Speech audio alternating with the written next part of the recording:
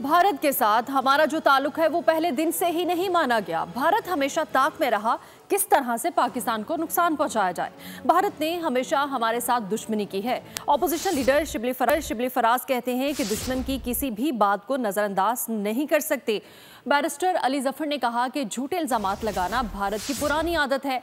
नरेंद्र मोदी को पैगाम है कि दुनिया बेवकूफ़ नहीं, लोग आपके ड्रामे का सीक्रेट अच्छी तरह जानते हैं।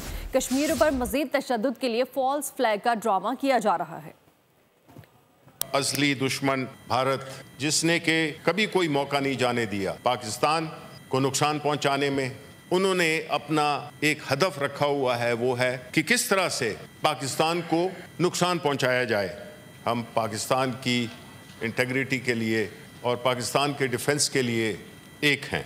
उनके लिए झूठ बोलना कोई नई बात नहीं।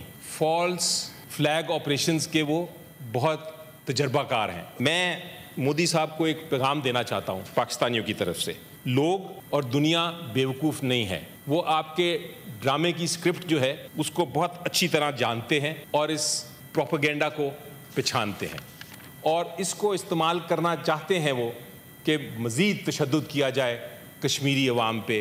वो चाहते हैं कि वहाँ का जो वहशियाना किस्म का जो इन्होंने कब्ज़ा किया हुआ है उसको मज़ीद बढ़ाएं। सब्सक्राइब करें और बेल दबाएं ताकि कोई खबर रह न जाए।